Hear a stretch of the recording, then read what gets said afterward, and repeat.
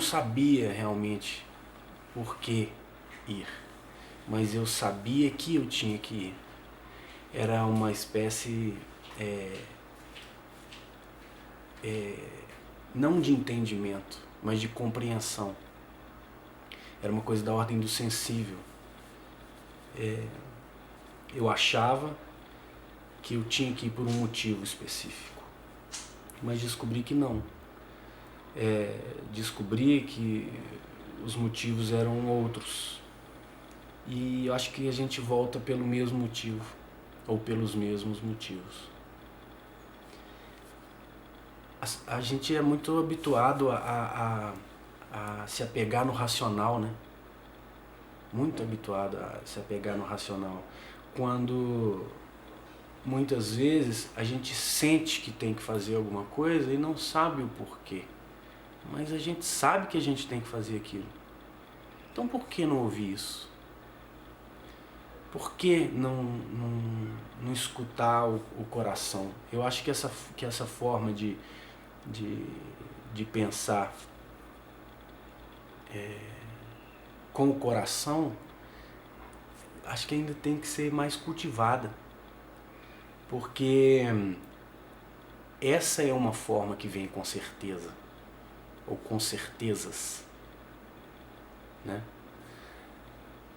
Quando a gente arruma um motivo racional para fazer as coisas, às vezes ele tem uma razão, mas a razão não é como a certeza dentro de você. O motivo por eu estar indo é esse, eu tenho que fazer esse caminho por causa disso. Mas isso está dentro de você? É por isso que eu acho que as pessoas às vezes me perguntam: você acha que todo mundo tinha que fazer um caminho como esse? Ou ir para o caminho de Santiago? Eu acho que não. Porque eu acho que não. Eu acho que a pessoa tem que sentir se essa é a sua verdade. Se tem alguma coisa ali que está dizendo vai. E lá pode ter alguma coisa que vai dizer volta. Sabe? Eu sei que isso tudo parece muito vago na hora que eu digo, mas é a mais pura verdade. Tem uma máxima que é comum a gente escutar, né? Deus é tudo.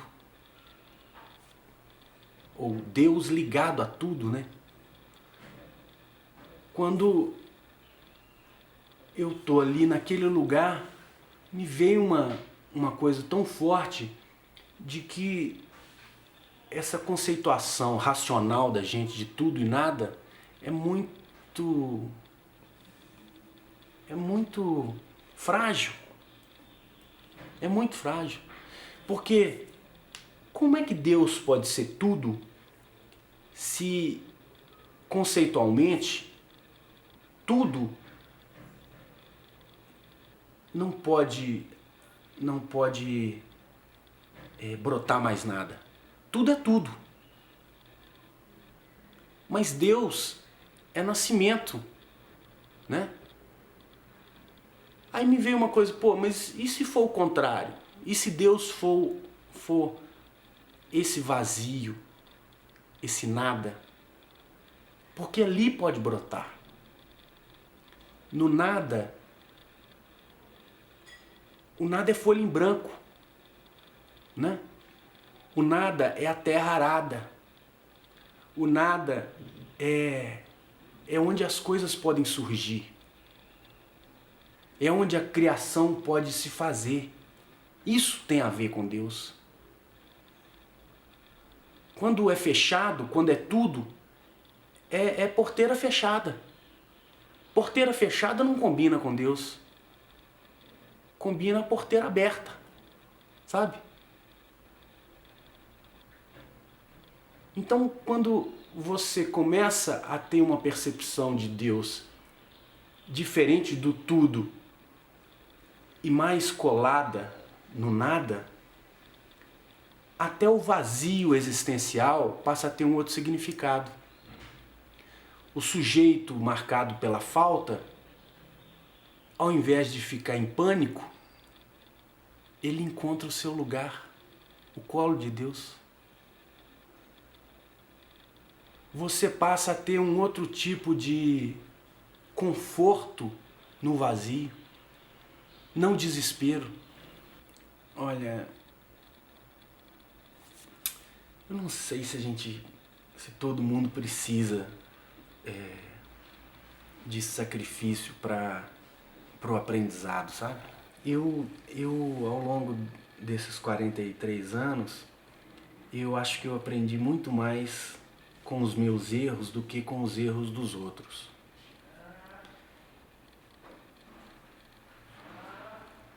O sacrifício em si, ele é um exercício, né? E eu acho que todo exercício é válido, sabe? E você pode tirar bons ensinamentos, tanto das coisas boas quanto das coisas difíceis. Eu acho que tem coisas que doem mais e tem gente que sente mais, né? Aquele dito de cada um sabe onde o sapato aperta, ou como ou onde o calo dói, eu acho que é muito próprio, muito verdadeiro, sabe? Acho muito certo isso. Porque pode me doer de uma maneira e pode te doer de outra.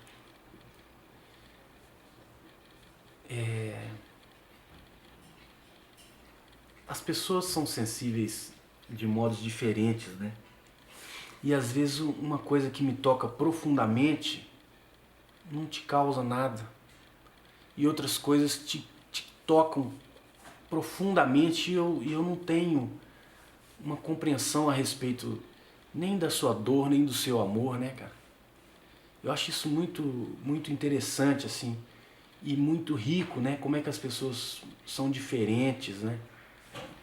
Eu acho isso muito interessante. Agora, para mim foi necessário, né? Para mim foi importante ter feito essa peregrinação, não só por mim, não só pelo exemplo que eu queria dar para minha filha, de mostrar para ela que existe um caminho da paz, né? Eu fui achando que eu estava indo por esse motivo, mas sabia que tinha alguma outra coisa que eu não sabia o que era. E qual foi o impacto sobre mim e sobre o caminho quando eu descobri no primeiro boteco, no primeiro café que eu entrei, saindo de Roma, eu viajando com esse chapéu aqui, né? Imagina, eu com esse chapéu, com dois sticks, né? Duas varas de caminhada e uma mochila de 10 quilos nas costas, bota. E eu era uma figura estranha ali, né? Quem que ia andar com aqueles dois bastões de caminhada ali na saída de Roma, né? Eu não estava no meio do mato, né? Em cima de uma montanha. E aí uma daquelas pessoas que estavam ali sem fazer nada no café, às vezes olhando uma loteria que estava passando ali na televisãozinha e tal. Eu vi muita gente vendo jornal.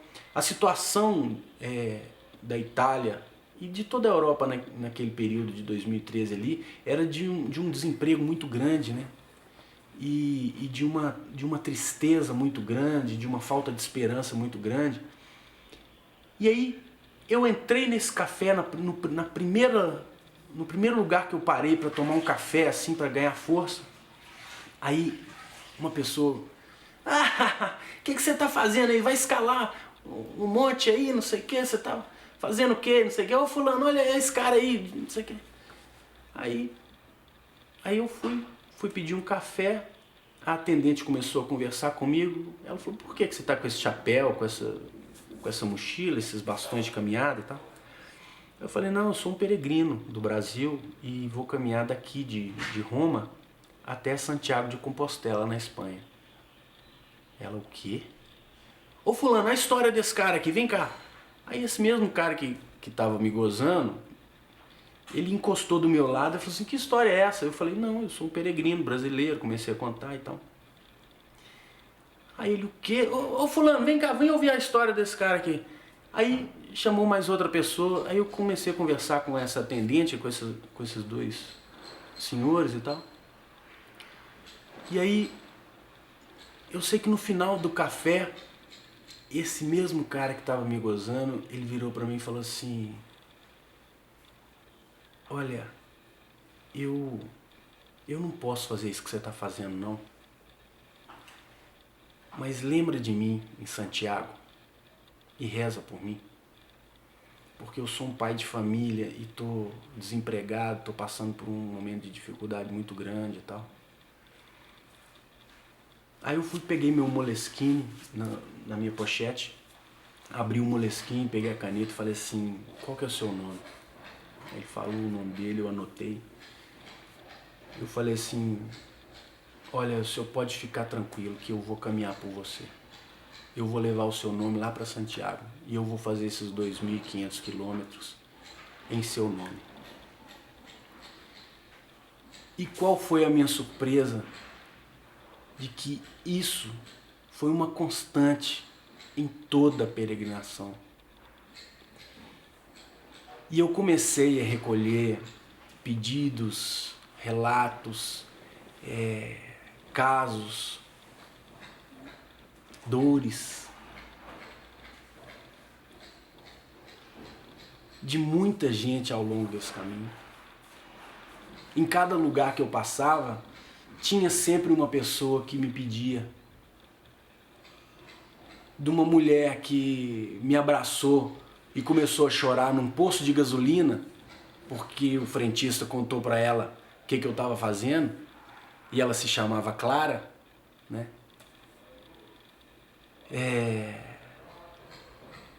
Há uma mãe em Reco que a filha dela estava viciada em heroína.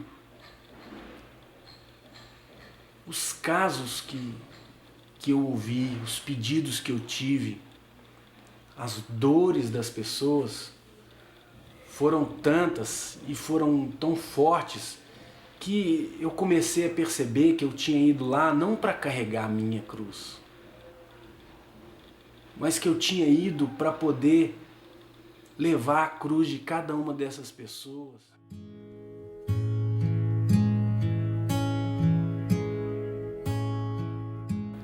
Olha, quando eu... Tem muitas coincidências, entre aspas, tem muitas curiosidades, entre aspas, que me aconteceram ao longo do caminho, sabe? Você me pergunta o que eu encontrei no final. Existiram 2 finais para mim, né? O primeiro deles foi quando eu completei em Astorga, quando eu completei os 2.222 quilômetros. Nesse dia eu caí de cama, verdadeiramente falando. Eu, com a proximidade dos 2.222 quilômetros, eu adoeci. Eu já tinha perdido mais de 10 quilos, acho que eu já tinha perdido 13 quilos, foi isso, eu já tinha perdido 13 quilos e eu tive uma desidratação tão grave que nos últimos 4 dias eu já vinha tendo uma diarreia muito grande e conseguindo andar cada vez menos e sentindo muito fraco, né? Até o momento que eu cheguei, quando completou 5 dias, eu cheguei a Astorga, ultrapassando os 2.222 quilômetros, e fui procurar um médico, porque eu senti que eu já não conseguia mais caminhar.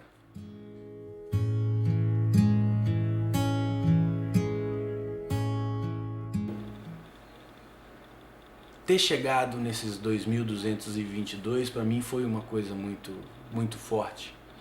E a minha enfermidade foi como se eu estivesse expurgando tudo aquilo que tinha sido de difícil, e eu já tinha sentido que o meu intuito particular, o meu motivo particular, ele já tinha sido cumprido, sabe?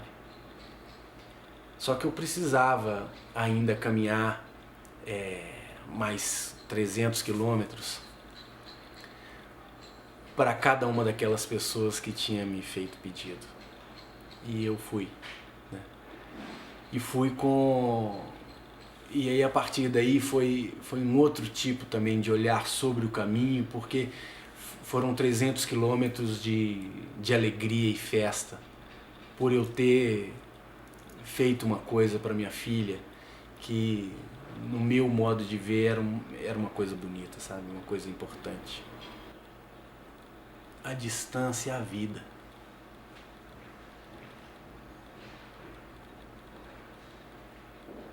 E o caminho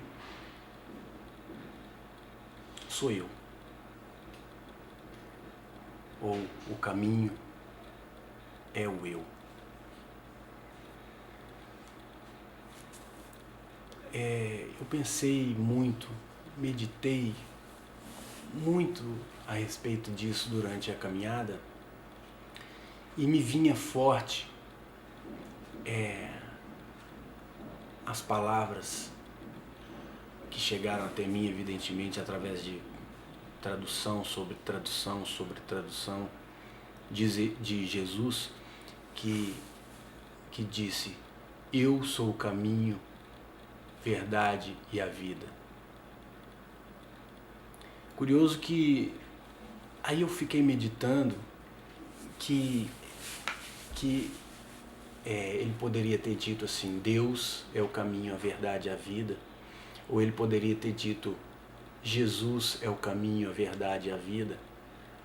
Mas se ele tiver dito mesmo: eu sou o caminho, a verdade e a vida, e eu acredito que eu não sei se ele disse isso em hebraico ou em aramaico, não sei, eu sou muito ignorante, mas provavelmente ele disse: eu caminho, verdade e vida. Porque o ano que eu estudei o hebraico, eu saquei que não tem exatamente isso, né? Tem assim: eu, caminho, verdade e vida. Eu sou o caminho, a verdade e a vida é uma construção que já é posterior e já é uma coisa de tradução, né? Então eu fiquei pensando muito a respeito disso, e cheguei à seguinte formulação para mim, né? Se ele disse: eu sou o caminho, a verdade e a vida, talvez ele queira ter dito isso de cada uma das pessoas, sabe? Que o eu é o caminho, o eu é a verdade e o eu é a vida, né? Porque quando essas coisas vêm mediadas pela religião, né? Isso se distorce um pouco, né? Então, se a gente vai na coisa mais crua, talvez a gente encontre o sabor verdadeiro, sabe? Imagina se todo mundo cuidasse dele com esse olhar do caminho, da verdade, da vida. Que mundo a gente teria? E que esse encontro, né, da distância com o eu,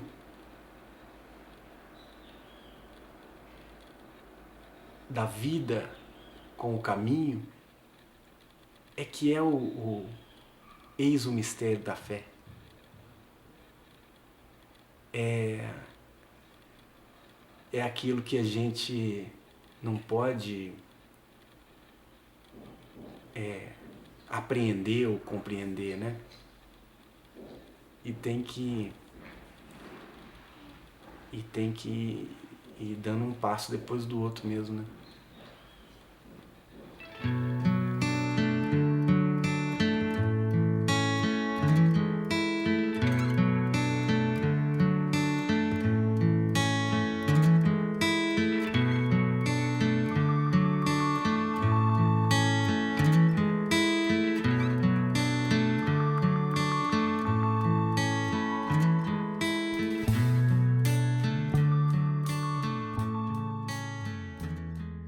O Bernardo voltar ainda vazio,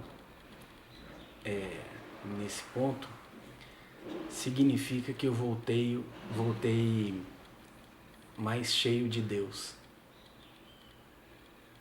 Porque Deus para mim agora é o vazio, né? Esse vazio rico de possibilidades, né?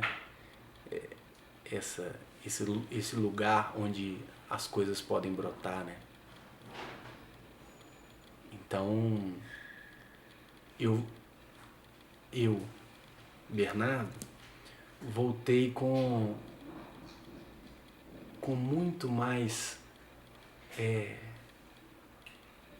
eu voltei em paz com o meu vazio.